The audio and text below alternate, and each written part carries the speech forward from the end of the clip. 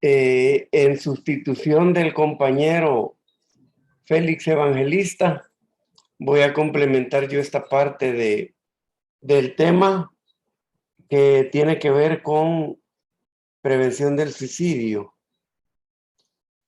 Este es un tema que generalmente lo maneja Félix Evangelista, pero vamos a hacer ese espacio, ¿verdad?, en sustitución del compañero. Tengan muy buenas tardes y sean bienvenidos y bienvenidas a una nueva reunión virtual para desarrollar esta temática. Vamos a tratar de complementar todo lo que es la presentación, y al final pues vamos a tener las dos opciones de preguntas vía el chat y también a través del audio, ¿verdad?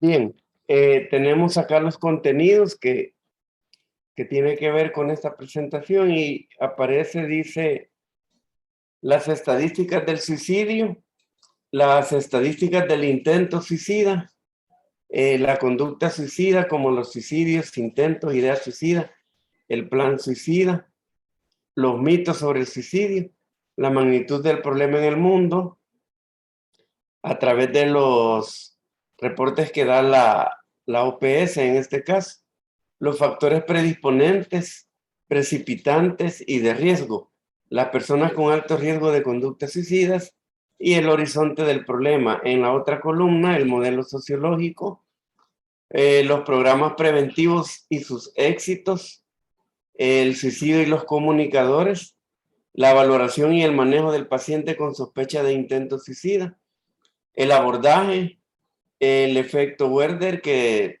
se va a mencionar también, y el efecto papágeno, y algunos videos sobre el suicidio, dice, pero eso creo que no lo vamos a presentar por cuestiones de técnicos. Tenemos acá una tabla donde se hace un resumen de los intentos de suicidio según la región de salud en el año 2021. Esta información la recolecta Félix, el licenciado Félix Evangelista, cada mes con la información que tienen principalmente los hospitales, ¿verdad? Y es enviada, además esta información es enviada a la Comisca, donde hay una comisión que lleva la atención de los problemas que tienen que ver con el suicidio. Y aparecen ahí que en la zona oriental, pues aparece el 29% de intentos, en la paracentral el 21%, en la occidental el 24%, y en la metropolitana el 15%. En la zona central, que corresponde para nosotros La Libertad y Chalatenango, es el 10%. Pues entre todos estos puntajes tenemos al final el 100%. El resumen de suicidios consumados, este resumen se obtiene en parte por la información de hospitales también, y la otra por parte de medicina legal. Entonces, igual quien lleva el mejor conteo de estos resultados es medicina legal. Este se refiere a los suicidios consumados ya en el año 2022. Creo que es del 2021 porque me parece la cantidad bastante alta.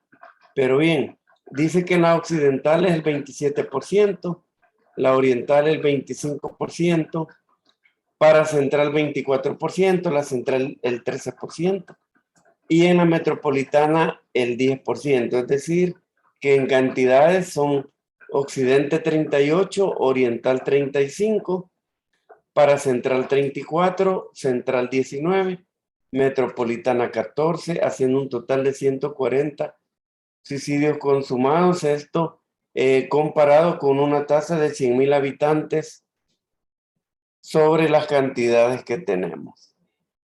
Tenemos otro resumen, que es el resumen de intentos de suicidio en la región durante el 2021 y nos aparece en los primeros datos, en la oriental el 29%, para central 21%, occidental 24%, metropolitana 15%, es el mismo dato que teníamos anteriormente.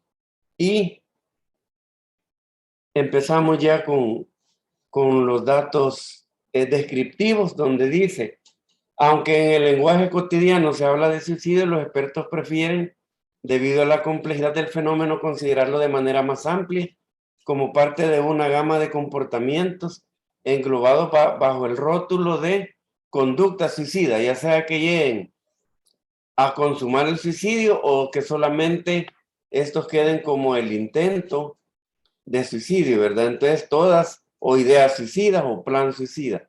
Las conductas suicidas se refieren a dos fenómenos complejos y trágicos, muy semejantes, pero con distinto desenlace. Obviamente, uno es fatal, ¿verdad?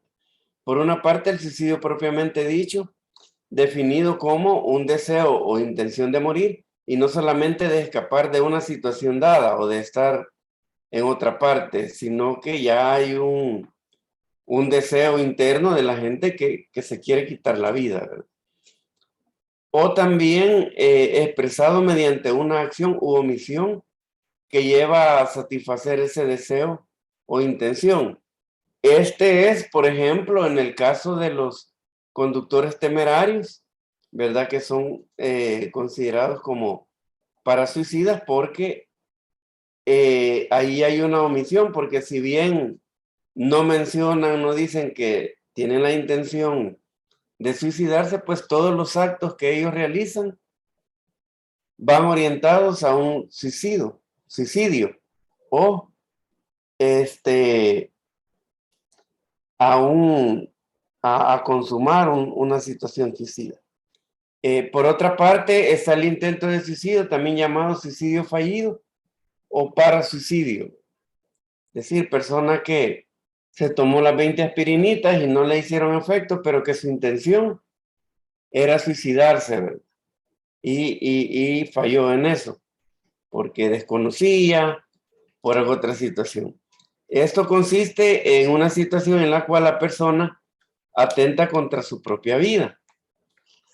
Sin embargo, ya sea por la ausencia de un real deseo o intención de morir y por la inadecuación del método empleado, es decir, el método no tenía la letalidad como que tuviera el efecto esperado de quitarse la vida, o por una pronta y eficaz intervención. Hay ocasiones en que la muerte no llega a producirse.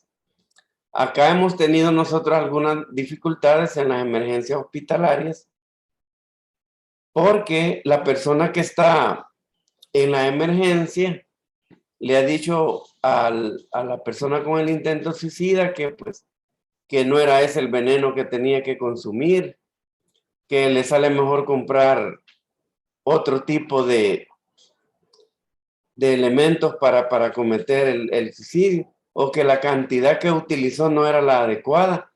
Y eso, por un lado, no es correcto, pues, porque ahí está incitando a que esta persona en en el próximo intento, sí va a fallecer en el esfuerzo que haga. Cuando esas son recomendaciones que los médicos en la emergencia no deben de dar, ¿verdad? Sino dedicarse la atención con un trato humanizado y entendiendo que esta es una persona que tiene un trastorno, no necesariamente que en ese momento siempre se quiera suicidar. Hay veces de que tiene otros problemas, ¿verdad? Pero que en el fondo obviamente hay un trastorno y por eso pues lo ha llevado al intento. No por los problemas que tiene, porque problemas todos tenemos, sino por la manera que tiene de manejar las dificultades que se le presentan. Desde el punto de vista conceptual y práctico, no siempre resulta fácil establecer la intencionalidad suicida, es decir, se nos hace bien difícil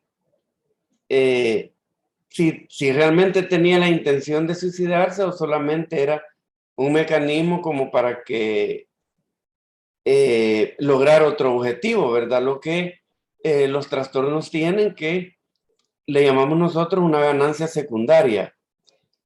No lo podemos determinar pues porque la persona, sobre todo en los casos en que la persona muere, pues ya no podemos hacer una evaluación. También la ambivalencia observada en la mayoría de quienes se suicidan dificulta en muchos casos la tarea de distinguir entre un suicidio verdadero o una muerte accidental, ¿verdad? Puede hacer de que la persona diga, mire, no, yo no me quería matar, sino que pues me confundí con el líquido que parecía droga cola y pues se lo tomó por accidente. Entonces no lo podemos determinar en ese momento, pero que pudo haber sucedido, ¿verdad? O pensó la persona que no era tan letal lo que se iba a tomar y pues sí lo fue, ¿verdad?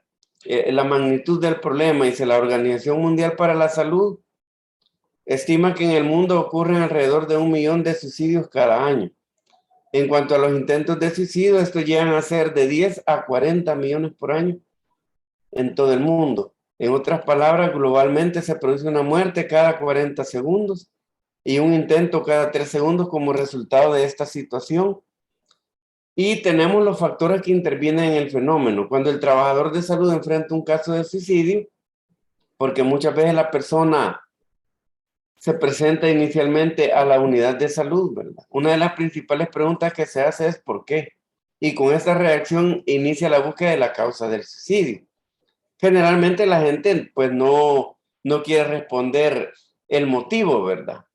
Dice, da otras respuestas, busca la manera de evadir, etcétera. Hay que tener presente que el suicidio es un fenómeno complejo y de casualidad múltiple. En realidad casi nunca se encuentra una causa única y el estudio detallado de casos revela que se pueden identificar más de un factor de riesgo involucrado. Trátese de un suicidio consumado o de un intento de suicidio. Cierto es que casi siempre se puede identificar un factor precipitante, pero eso no quiere decir que esta sea la causa única. Es decir, en el momento, pues dirá, que fíjese que me peleé con la pareja y por eso me agarró, ¿verdad? No, hay otras cosas antes, ¿verdad? Que son condiciones psicosociales o ambientales por una experiencia que hayan tenido de un familiar que hizo lo mismo, etcétera.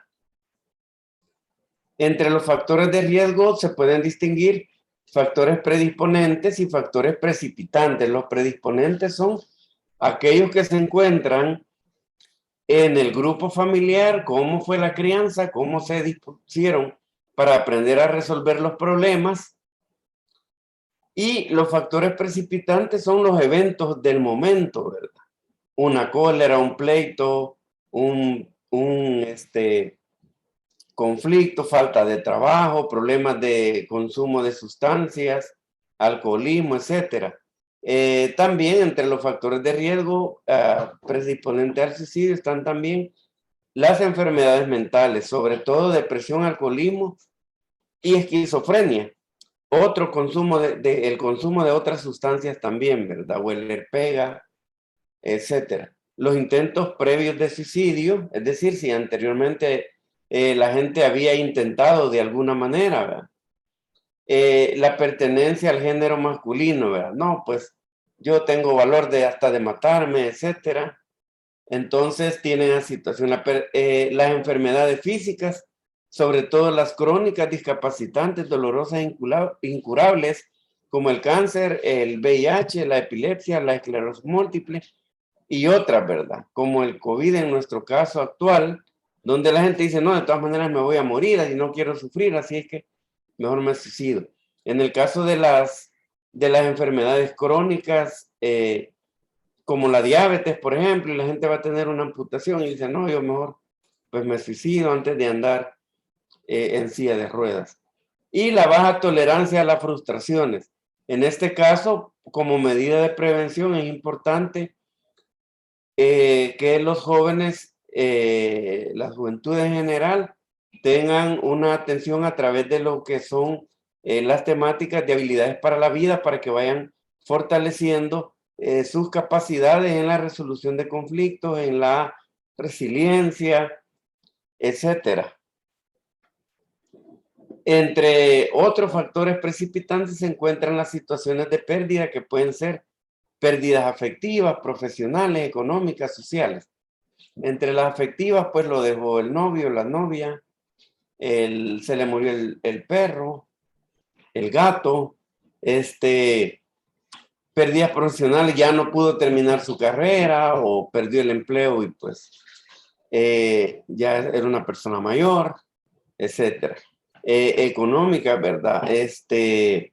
Lo estafaron, tenía un montón de dinero en el banco y pues le mandaron un correo y pues le bajaron todo y dice ya no tengo para vivir, y es un factor precipitante al suicidio. Y las situaciones sociales también, ¿verdad? Esto lo tuvimos como una situación de emergencia durante la confinación, el confinamiento, durante estaba más alto los niveles de contagio del COVID-19. Y teníamos los centros de contención, ¿verdad? Donde la gente no quería esperar los 15 días y algunos estuvieron mucho más tiempo, pues desarrollaron ese tipo de dificultades.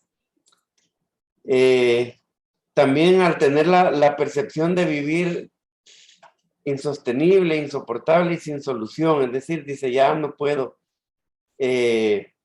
hacer nada como para tener una base económica y ya no encuentran ninguna solución. El factor facilitador de elevada importancia es la accesibilidad a los medios efectivos para quitarse la vida, entre los cuales se destacan los pesticidas mayormente y las armas de fuego, ¿verdad? Pero también tenemos el uso de cuerdas también, ¿verdad? Menos estudiados y conocidos que los factores de riesgo son los factores de protección, entre los cuales se destaca la presencia de una buena y efectiva red de apoyo social, que pueden ser estimulada cuando existe, por ejemplo, una buena organización familiar, ¿verdad?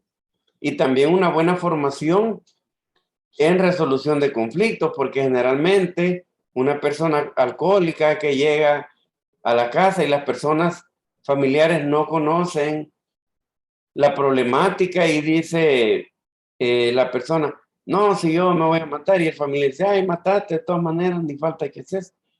Y siempre que anda vos lo decís lo mismo. Entonces le van perdiendo importancia, ¿verdad? Porque no hay una buena organización familiar y pues el trato debe de ser diferente, ¿no? Buena integración social, participación en grupos religiosos, ¿verdad? Deportivos, de servicios y otros. Y buenas relaciones con compañeros de escuela, del trabajo, maestros y otras personas socialmente relevantes, ¿verdad? Donde sientan estas personas que pueden tener apoyo, alguien con quien descargar emocionalmente, hacer una catarsis, etcétera. Otros importantes factores de protección que ayudan a superar numerosas crisis y situaciones difíciles y por lo tanto juegan una relevante función de prevención son las relacionadas con la posesión de una personalidad positiva, vale decir con buenas actitudes sociales y cognitivas. Esto se desarrolla antes, ¿verdad?, de llegar a una situación de esta, a través, como les decía, de las habilidades para la vida, que son una serie de temáticas que la OMS recomendó para que las personas pues tuvieran fortaleza frente a las dificultades y especialmente que desarrollaran características resilientes, es decir, que les permitan sacar de las experiencias negativas y fuertes un aprendizaje y la capacidad para identificar los propios estados emocionales y la disposición también a buscar ayuda cuando se les necesite y a escuchar y cambiar cuando sea necesario. Obviamente, muchas veces las personas pues creen que no hay solución para sus problemas, ¿verdad? Y entonces casi nunca lo quieren comentar porque lo que la gente recibe pues son regaños, son llamados de atención. Especialmente nosotros hemos atendido vía telefónica muchas veces a jóvenes que llaman pidiendo apoyo, pidiendo ayuda y le decimos, mira, habla con tu mamá. Y dice, no, es que no, lo que me dicen es que me van a pegar y que cuando me pegue se me va a quitar, o que yo lo que necesito es que haga otras actividades, etcétera, y entonces no le escuchan antes de recomendarle qué pueden hacer. Tenemos también las poblaciones y los grupos vulnerables, que con base en los factores de riesgo y protección mencionados se pueden identificar los siguientes grupos de personas con riesgo de conductas suicidas, de acuerdo o de acorde con sus características sociodemográficas y clínicas, ¿verdad? Por características sociodemográficas, los varones jóvenes, es decir, pubertad y adolescencia, primera juventud, hombres mayores de 60 años, ya vamos llegando al punto ahí. Personas divorciadas, ya cumplimos un segundo elemento ahí, separadas o viudas, personas socialmente aisladas, es decir, a aquellas personas que se quedan solas por diferentes problemáticas y pues van envejeciendo y van desarrollando a veces consumo de alcohol. Los agricultores porque tienen acceso a, a los insecticidas, ¿verdad? Las personas bajo intensos y rápidos cambios sociales, ¿verdad? Aquellas personas, por ejemplo, migrantes que vivían en una colonia complicada, se van para otra que tal vez está peor.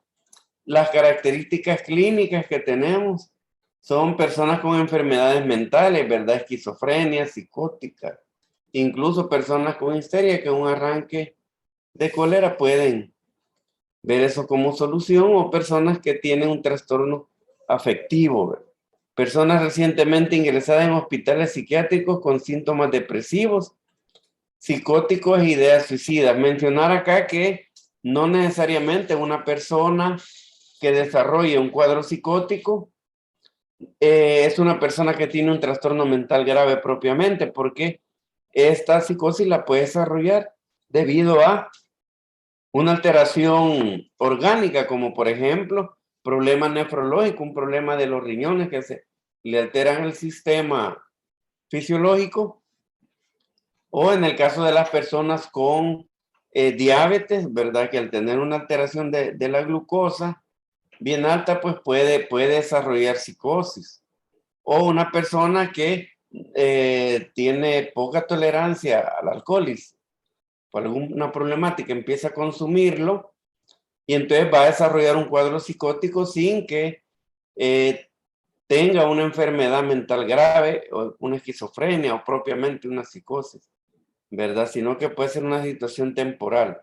Las personas con depresión grave, los alcohólicos y usuarios de drogas, ¿verdad? Por la misma, en un momento de abstinencia, por ejemplo, el síndrome de abstinencia lo puede llevar a la desesperación, a buscar una alternativa como lo que es el suicidio. Las personas que también ya hicieron un intento de suicidio y pues que generalmente no se les da seguimiento y debemos de darle seguimiento precisamente para fortalecer fortalecer sus capacidades de resiliencia, su capacidad en la resolución de conflictos, su capacidad para el manejo de las emociones negativas, de las frustraciones en este caso. Y familiares de personas que ya se suicidaron, ¿verdad? Es decir, tuvieron una problemática, se suicidó la cipota o el cipote y dice, no, pues yo también me voy con él, y pues eso les da eso, ¿verdad? Habiendo 600 mil millones de personas en el mundo y se mata por una. Entonces, pero son situaciones que nosotros debemos de ir aprendiendo a manejar, y si la persona a quien atendemos identificamos que no tiene esa fortaleza, pues inmediatamente en nuestro plan de atención incorporamos ese proceso. ¿Cómo vemos el futuro de este problema, de esta enfermedad? En el caso de la conducta suicida, el horizonte de la enfermedad ha sido escrito de manera dinámica como un proceso que se inicia con ideas de muerte, es decir, va evolucionando ideas de muerte, autodestrucción, acompañados o no por un plan de acción. Puede ser que la gente tenga un plan o no, ¿verdad? Simplemente Dice, algún día, porque ustedes me enojan, entonces, en el cual el suicida en potencia elige un método, un local, es decir, un lugar, puede ser el Palo de Mango, no necesariamente un local cerrado, y una ocasión que puede ser seguida o no por la puesta en práctica del plan. Esas son las condiciones y cómo se va viendo el proyecto que tiene la persona suicida. Porque en el proceso de formación socioemocional, que generalmente nosotros no lo hemos tenido, ahora estamos haciendo el esfuerzo de ver si se empiezan a desarrollar estas estrategias a través de la Oficina de Salud Mental. Existe también una amplia interacción entre la intensidad de la intención de quitarse la vida, la letalidad del método elegido y las circunstancias y la posibilidad de cuidados inmediatos variables según las cuales el suicidio llegará a consumarse. O no, es decir, estas condiciones pueden irse dando de a poco, pero en determinado momento pueden ya complementarse, ¿verdad? A veces de manera aparentemente casual. La combinación del esquema de la prevención del suicidio de Liebel y Clark con el modelo dinámico de la conducta suicida ha permitido conformar el modelo socioecológico de la prevención del suicidio propuesto por la OMS y que nosotros lo hemos estructurado en un plan también, ¿verdad? Hay documentación acá en salud mental, por ejemplo, tenemos los lineamientos para la prevención del suicidio en adolescentes, personas embarazadas, etc. Y basado también el proceso de atención en este esquema que parte del intento suicida y dentro de la estructura de este proceso como acto suicida tiene mucho que ver el ambiente físico, ¿verdad? Las condiciones que la persona tiene un arma de fuego a la mano, tiene algo con que cortarse, por ejemplo, y que esto puede tener un desenlace fatal o un desenlace no fatal. Y a veces tenemos, por ejemplo, situaciones de autolesión que le llamamos, ¿verdad? Que también es un intento suicida, pero que no se complementó, ¿verdad? Esta autolesión son aquellas personas que se cortan, que se punzan, que hacen una serie de daño a su cuerpo con la intención, pues, de suicidarse, ¿no? También hay un mito donde dicen, no, la gente solo quiere llamar la atención. Dentro de eso también se quiere suicidar, pero no lo logra, porque todavía le faltan algunos elementos que nuestra intervención es la que va a hacer que eso se evite, ¿verdad? Esta estrategia facilita al trabajador, la anterior que veíamos esquematizada, facilita al trabajador de salud elegir si quiere prevenir en primer lugar la aparición de las primeras ideas suicidas, el desarrollo de un plan o la consumación del acto suicida. Esto es fundamental para la posterior evaluación del éxito del programa preventivo. Es decir, en qué momento vamos a intervenir y debe de ser pues siempre, ¿verdad? Porque muchas veces creemos, no, hombre, si este tiene todo para vivir feliz, ¿por qué se va a querer matar? No sabemos, ¿verdad? Hasta hace poco las iniciativas de prevención del suicidio se basaban en la reducción de las ideas suicidas, con escasa preocupación con el control del medio ambiente. No obstante, experiencias recientes han demostrado que se puede lograr un impacto mayor y más rápido cuando se actúa de preferencia sobre el ambiente externo, en lugar de concentrarse en el espacio interpsíquico. Es decir, no pensé en eso, pero la persona va a pensar en eso porque las condiciones ambientales no le dan una respuesta, es decir, no ha tenido una formación psicoemocional del manejo de sus frustraciones, no ha tenido educación, un proyecto de vida, no ha tenido formación, por ejemplo, en emprendedurismo, entre otras cosas. Y también, por otro lado, el control de los métodos de suicidio son un buen ejemplo de este abordaje. Por ejemplo, el control del acceso de los pesticidas y las armas de fuego, ¿verdad? Hay control sobre las armas de fuego.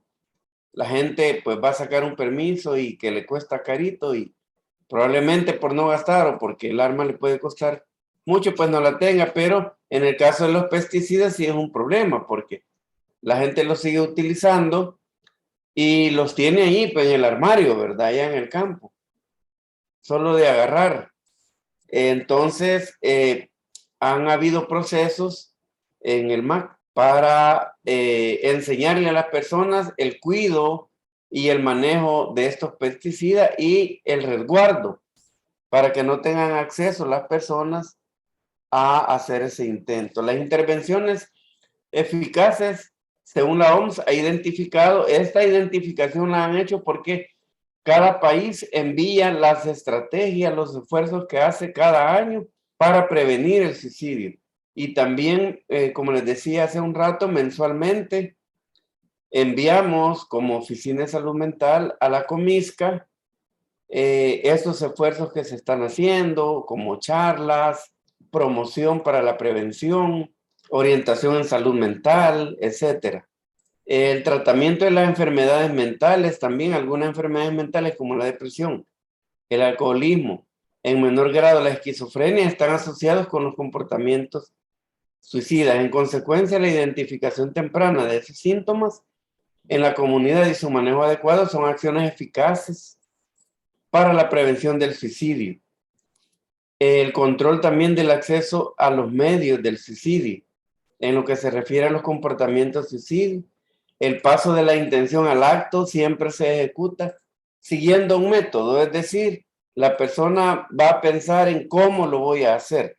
Y ahí es donde podemos nosotros, obviamente, si es posible antes, intervenir para evitar eso, ¿verdad? Lo que sucede muchas veces que las personas o los familiares no nos reportan, no nos mandan a consulta y entonces pues poco se puede hacer, pero para eso tenemos los medios de comunicación a través de los cuales estamos promoviendo esos procesos, ¿verdad? El control del acceso a los medios requeridos por estos métodos, sobre todo los de más alta letalidad, ha sido a lo largo de la historia una de las maneras más eficaces de reducir la mortalidad social media. Es decir, lo mismo que decíamos hace un rato, que tiene que ver con el cuidado, en este caso de los insecticidas mencionamos, pero también esta estrategia comprende los medicamentos, ¿verdad? Como somníferos, anticonvulsivantes, control de pesticidas, herbicidas, armas de fuego. En el caso de los medicamentos, ¿verdad? Que generalmente, primero, ya están regulados los medicamentos que tienen que ver con este tipo de situaciones. Y segundo, las recomendaciones que se le dan a las personas para que lo tengan en un lugar fuera del alcance de los niños o de las personas que puedan cometer algún tipo de intento suicida. El seguimiento también por parte de los trabajadores de salud de personas que han intentado el suicidio, ¿verdad? Desde hace mucho tiempo se sabe que un intento de suicidio previo solía ser una de las más frecuentes precursoras de una repetición del intento, es decir, que quien ya lo ha hecho antes lo va a volver a intentar y sobre todo de la muerte. De ahí que una atención continuada a personas que intentan el suicidio puede disminuir significativamente la mortalidad en ese grupo. En esto, como les decía hace un rato, hemos tenido algunas dificultades en algunos hospitales, unidades de salud donde la persona llega al haber consumido medicamento, alguna situación y el médico en vez de darle un trato diferente y tratar de ser empático con la persona, dice, no hombre, te hubieras tomado tal cantidad y con esa sí te ibas a morir de un solo, ni nos ibas a dar trabajo acá, ¿verdad? Entonces eso no hay que hacerlo. El problema de la gente y nuestra tarea es la educación psicoeducativa, ¿verdad? Y en el manejo emocional. También juega un papel importante los medios de comunicación al abordar el suicidio. Por ejemplo, tenemos todavía algunos medios amarillistas que dicen se mata por la bicha, ¿va? Entonces, pues como que si fuera eso algo natural, ¿va? Que hay que hacerlo, que se puede hacer sin ningún problema. Y pues no dan orientación o el hecho de sacar las imágenes en donde se puede observar la manera o el método que esta persona utilizó para llevar a cabo ese acto suicida. Entre la orientación que se recomienda dar a los grupos de prensa responsables y a los irresponsables también, se incluyen no dar cuenta nunca de los suicidios en la primera página. Es aconsejable incluir la información en páginas centrales, ¿verdad? Y más pequeño. No incluir fotografías de la persona muerta ni idealizarla de manera muy específica es el mínimo de respeto que se puede tener por el difunto y sus familiares. Nunca describir el momento y las circunstancias en que ocurrió el hecho. Presentar el relato de manera completa sin buscar una causa única. Ni exaltar el hecho ni transformar la persona muerta en héroe. Por ejemplo, informar sobre problemas y dificultades que la persona tenía, tratamiento, uso de alcohol y drogas. Entonces, pero todavía tenemos algunos medios que sí lo hacen, ¿verdad? Y dicen por drogo, dicen. Entonces, no debe ser. En la valoración y el manejo del paciente, tenemos que la condición, ¿verdad? Es que si presenta síntomas, si no hay señales de riesgo, pues no hacemos nada.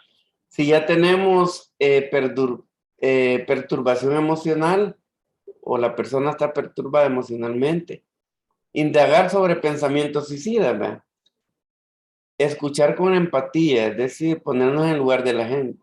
No, es que fíjese que yo ya hace 2 años que no trabajo y pues estoy bien mal y una serie de problemas, ¿verdad? Y ya podemos ir creando, pues ir vinculando a esta persona a un proceso de formación vocacional, un proceso de desarrollar habilidades emprendedoras, etcétera, como parte de nuestro plan de atención o de orientación, ¿verdad?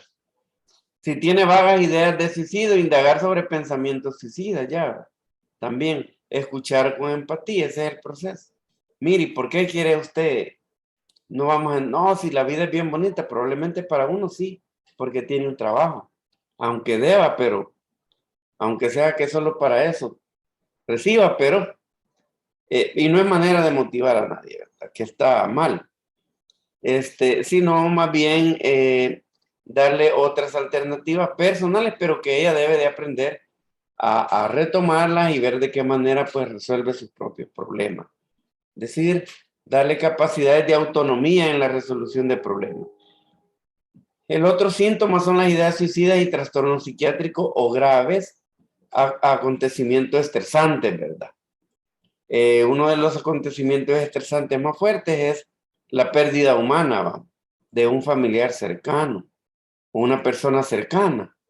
Debemos de valorar los planes y los métodos que la persona tiene. Mire, no, es que yo ahí tengo el arma, lo que ha pasado, por ejemplo, con los policías, ¿verdad? Tengo el arma que solo es gana, ¿verdad? Entonces, y en este caso, pues la remisión al psiquiatra para que le dé el respectivo medicamento de control del humor, ¿verdad? Del afecto. Las ideas suicidas, pero también debe de tener atención psicológica, porque el medicamento lo va a controlar mientras el medicamento haga la función. Pero las condiciones que lo llevan a pensar en el suicidio todavía están ahí. Entonces debe de tener el proceso de atención psicoterapéutico.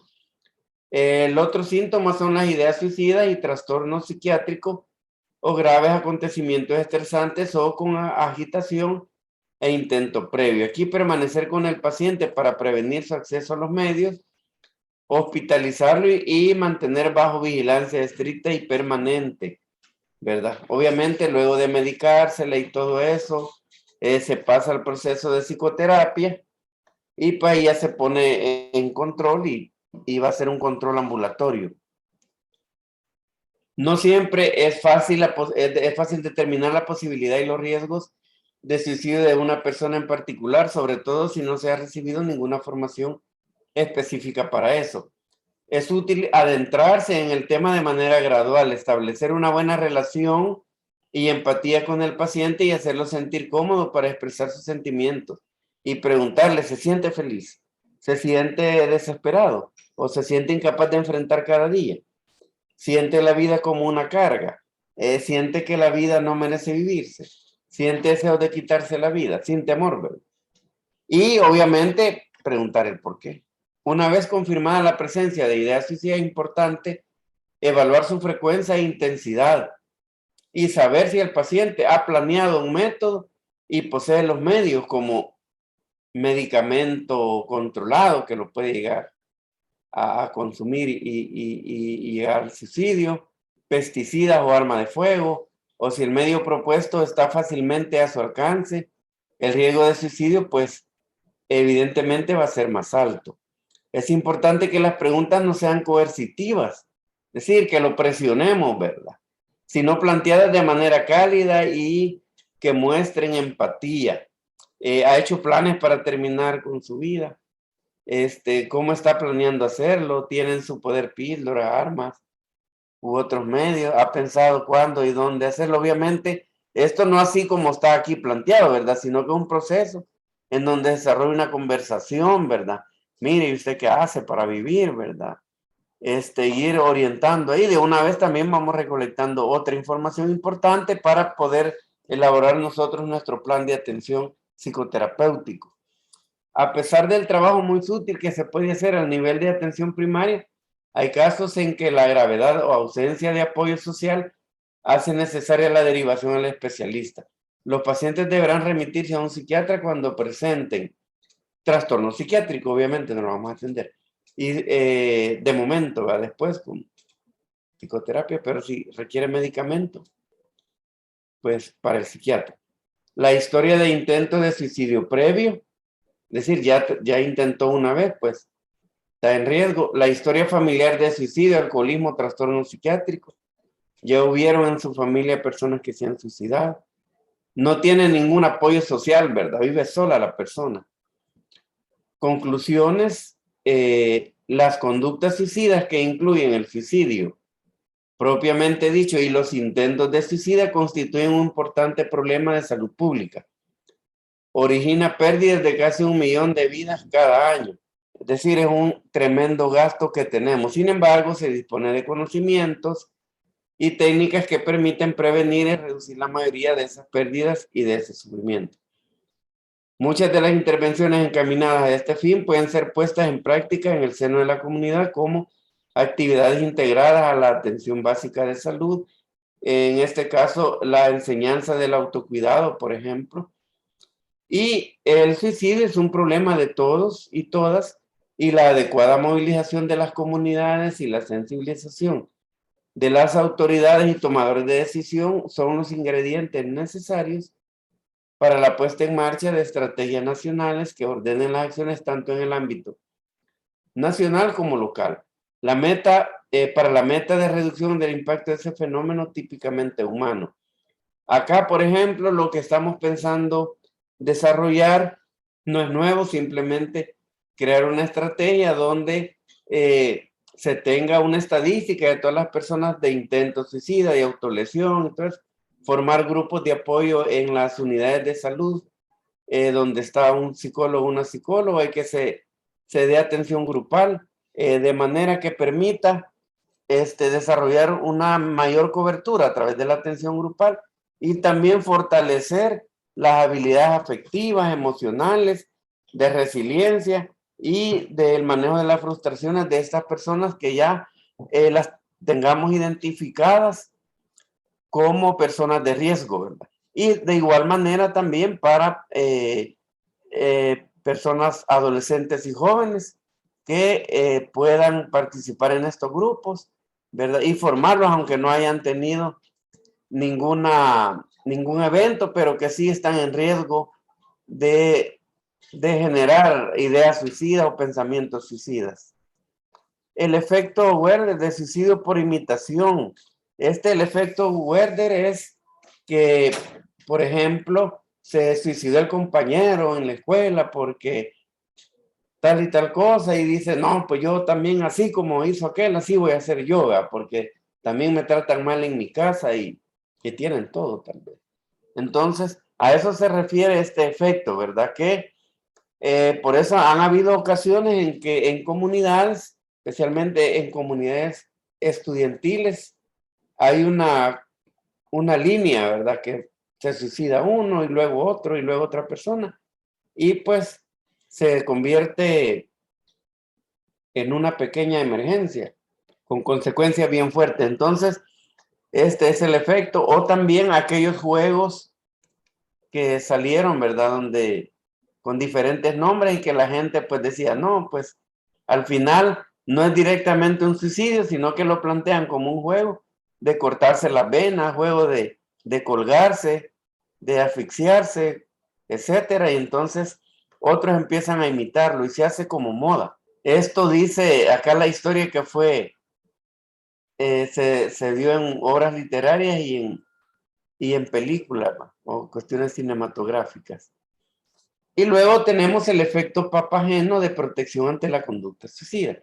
Así también como existe un efecto de inducción al suicidio por imitación, efecto Werder, que lo acabamos de mencionar, también se puede imitar las historias de superación y la búsqueda de alternativas, como por ejemplo un proyecto de vida.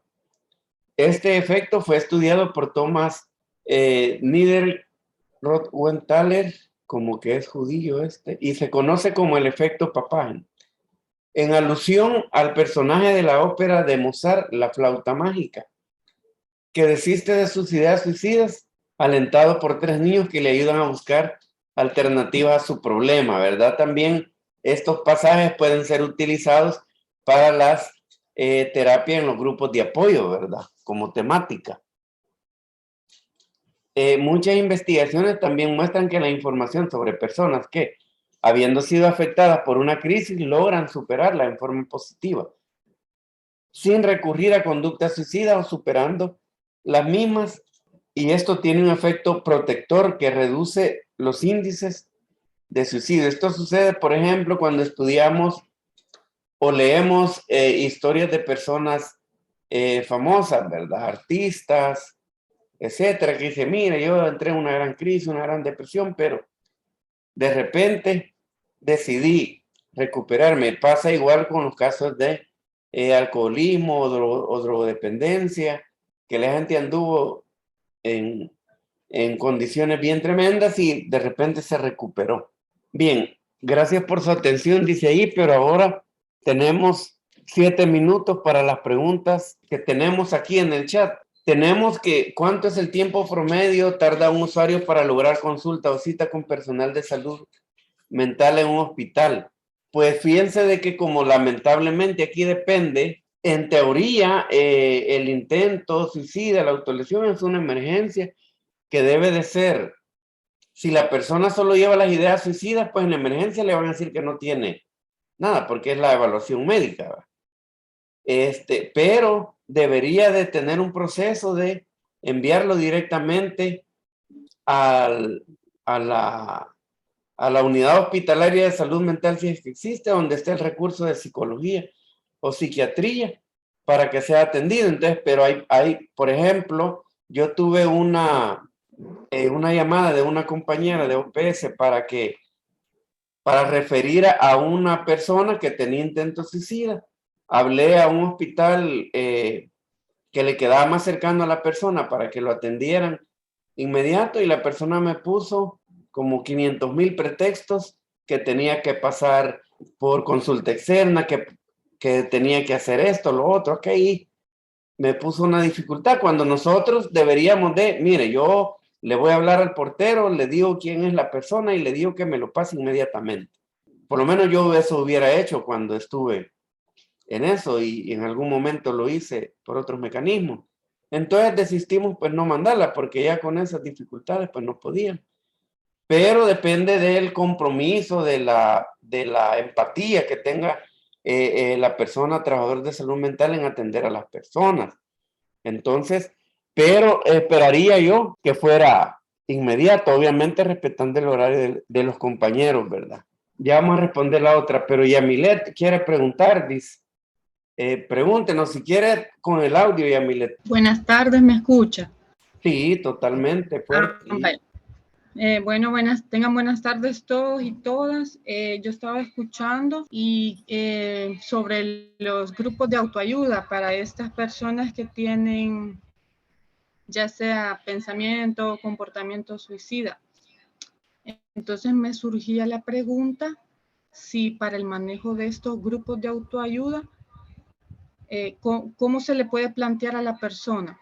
Porque no se le puede decir que es como de autoayuda para la prevención del suicidio. ¿Cómo podría presentársele como propuesta a esas personas?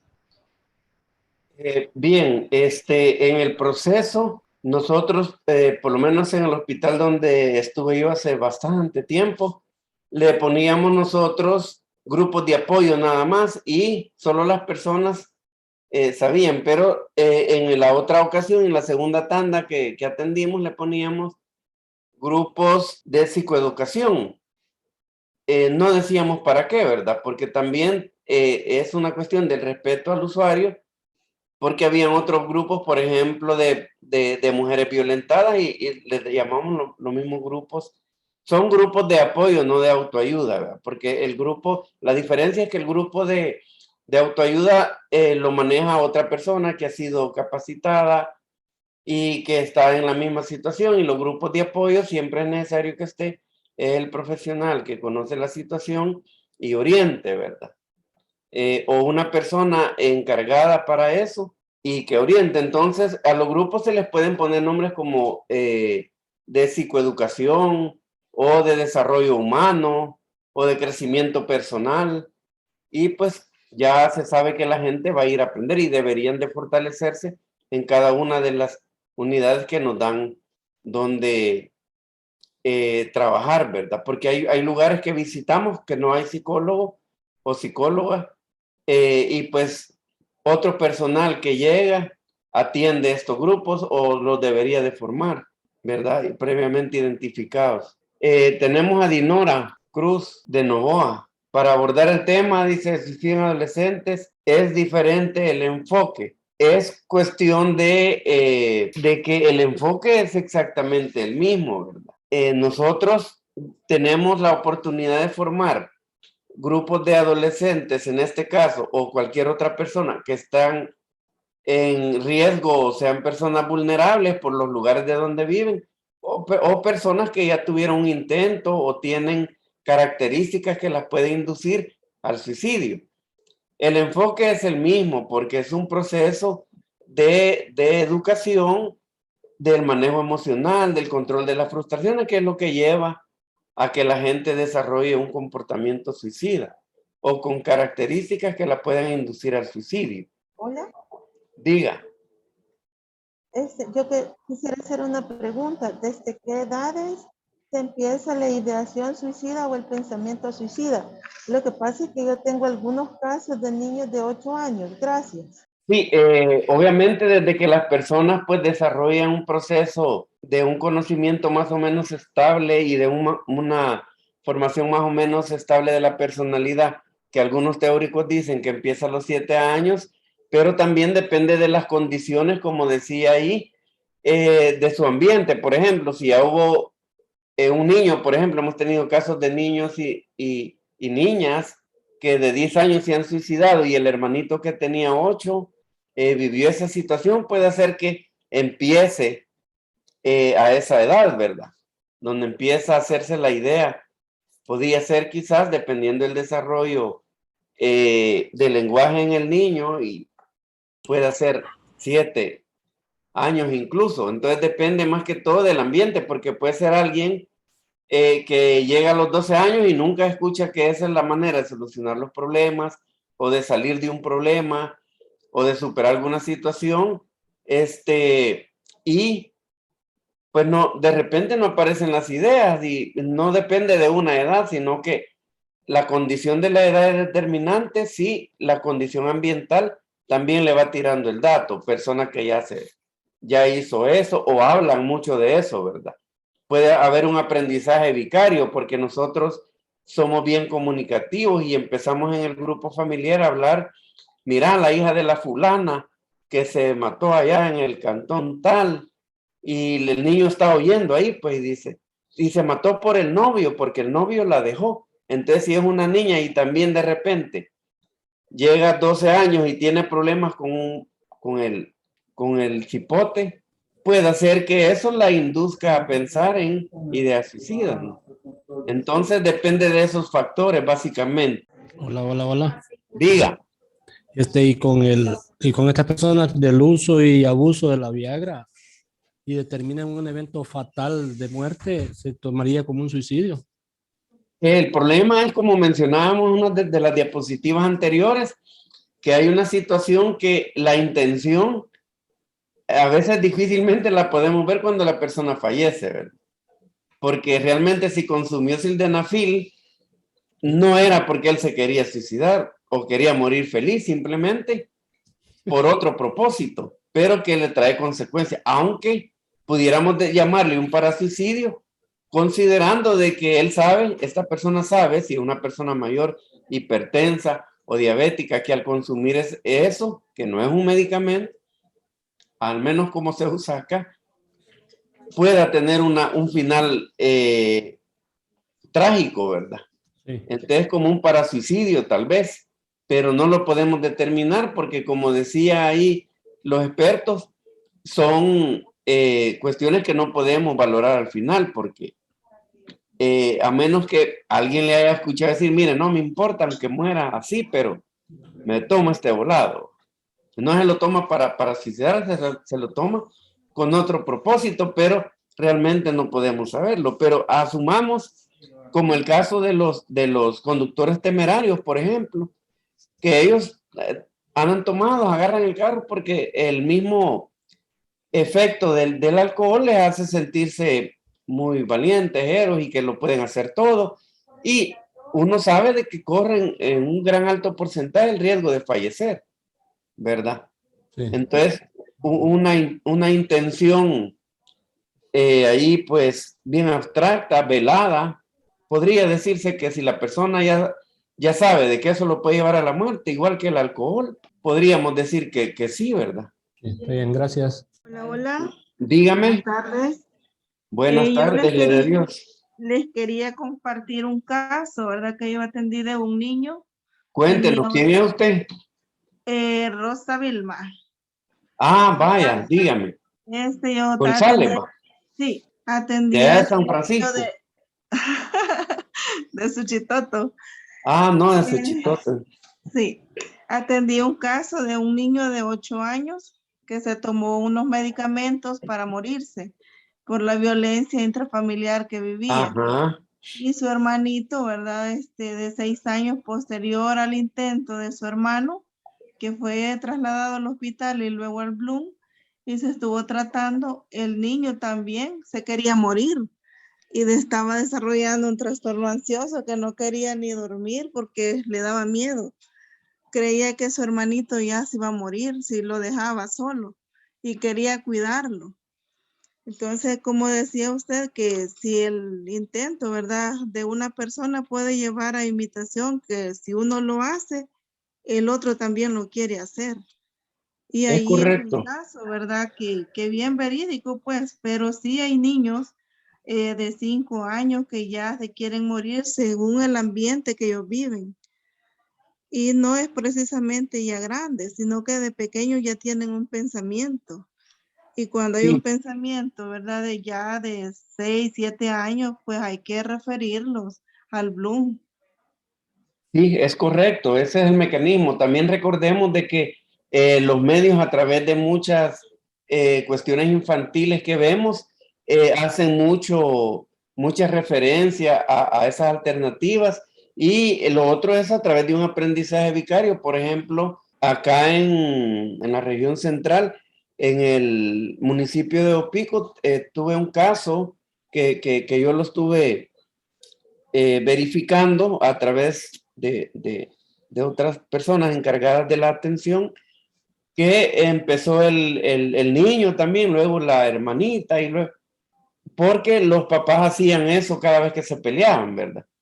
Entonces, obviamente, un aprendizaje vicario sin que les dijeran, mira, esto tenés que hacer, etcétera. Y pues se requiere la atención del grupo familiar, ¿verdad? En fortalecerle sus capacidades en el manejo emocional y especialmente en aquellos casos de violencia. Hay historias de personas adultas que dicen, no, yo cuando tenía quizás como 6 años, dice, pensaba mejor en que me quería morir, no matarse, se quería morir. Era una ideación suicida, ¿va? Porque sufría mucho, ¿verdad? Entonces, es una situación, como dice usted, y los demás ya estamos en esta jugada, de las condiciones de vida que tenemos, del manejo que se le da a la manera de cómo nosotros intentamos resolver nuestros problemas y cuál es la orientación que le damos a nuestros problemas emocionales, afectivos. y a otros problemas, ¿verdad? Incluso sociales. Por ejemplo, el temor. Cuando empezó la pandemia, mucha gente decía, no, hombre, es el fin del mundo, así es que yo mejor me suicido en vez de sufrir todo lo que nos va a pasar, especialmente por las noticias que veíamos en China, ¿verdad? Donde la gente se veía que una muerte bien terrible y nosotros todos preocupados, y mucha gente pues tuvo esas ideas de todas las edades, ¿verdad? Entonces, pero no podemos determinar a tal edad. En el caso, por ejemplo, que nos hace la pregunta vía chat Michelle Gómez de allá de Verapaz. De Verapaz. Sí, no es Michelle.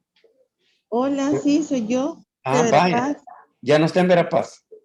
¿Cómo no? Todavía estoy en Ah, Verapaz. vaya, pues con usted era, va. Que nos hace esta pregunta vía chat. Entonces, hay casos de incluso de niños más pequeños, pero su ambiente gira alrededor de esa situación, de comentarios orientados a que se quieren morir, por condiciones de maltrato, de condiciones familiares de vida.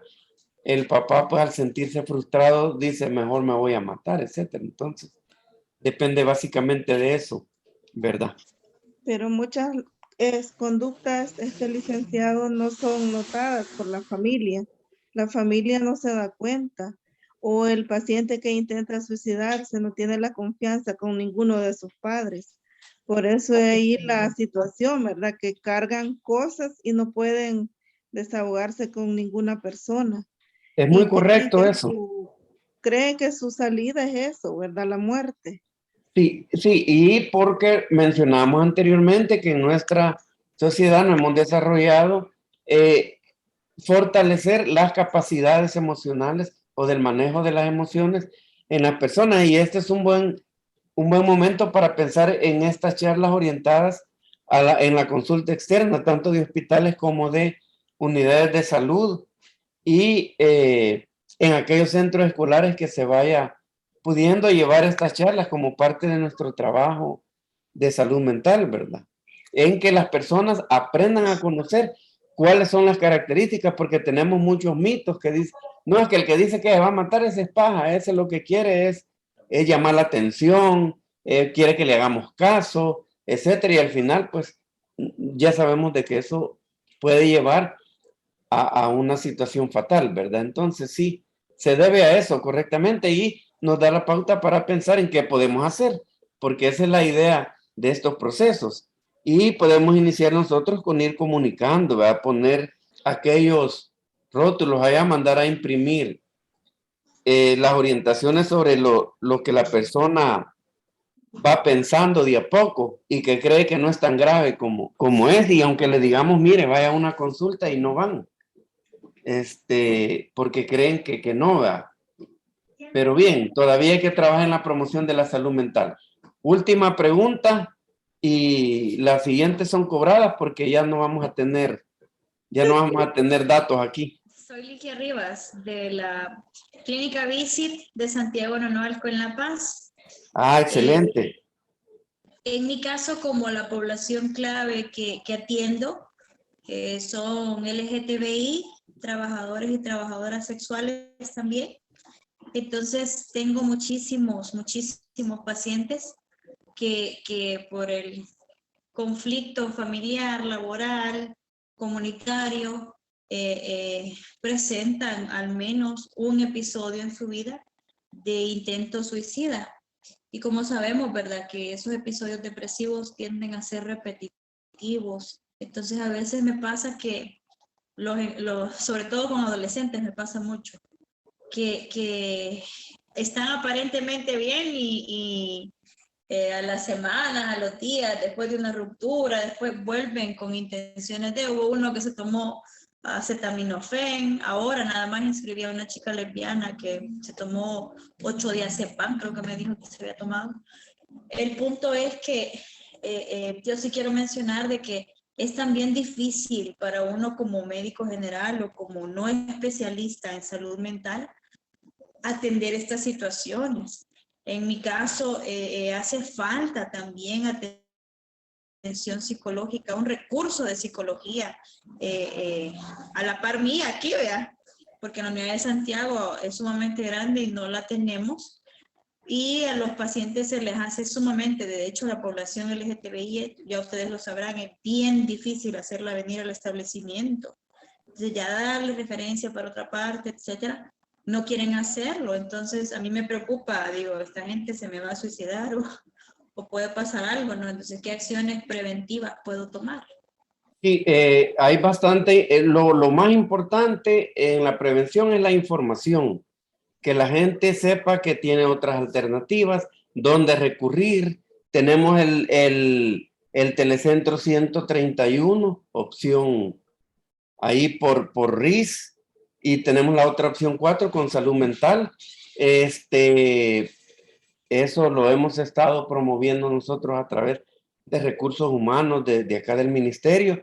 Tenemos también atenciones a través de otras estrategias, pero hay una cosa que a veces nos limita, como dice usted, las personas, no solamente de este grupo, les cuesta llegar, les cuesta ir a una referencia, porque hay que entender de que son muchas veces discriminados, y nosotros tenemos el problema de que si la gente va al hospital y no va por una emergencia, y no va por una enfermedad, y no lleva una referencia, y solo dice, mire, quiero pasar con salud mental, donde hay, ¿verdad?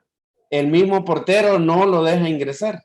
No, aquí solo los que vienen enfermos, dice la gente, y esa persona tiene una enfermedad.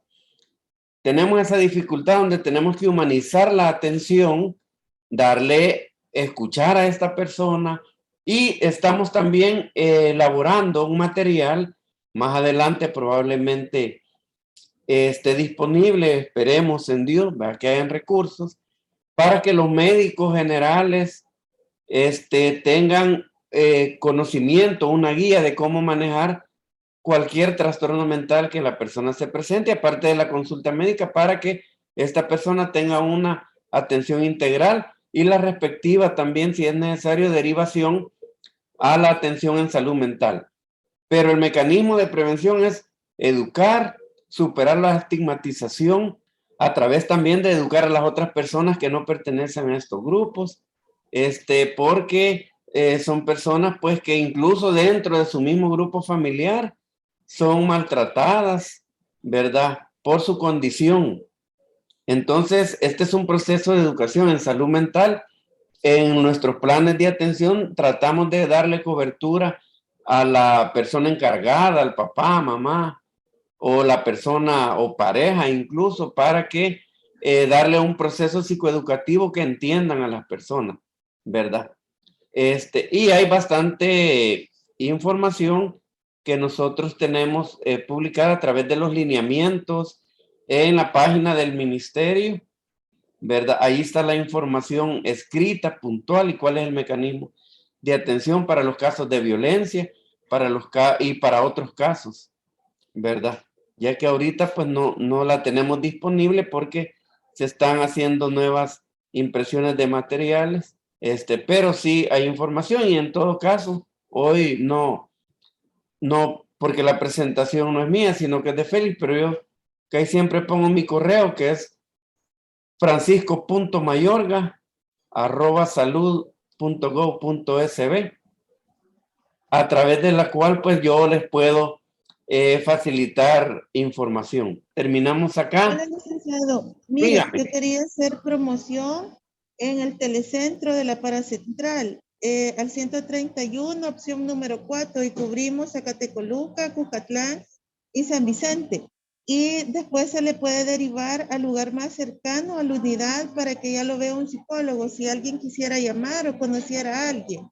Ah, sí, excelente, excelente, porque tenemos esa cuestión de que aún a veces personal de salud no conoce el 131 y no hay solo salud mental. Hay otras opciones también, ¿verdad? Por si dice, no, yo como no padezco de nada de eso, hay otras opciones y sí, ahí tenemos eso a disposición. Gracias. Bien, cerramos entonces, ha sido un placer. Repito nuevamente mi correo, francisco.mayorga, como la Milena con Y, @salud.gov.sb, y les respondemos en menos de 24 horas, ¿verdad? Sin costo.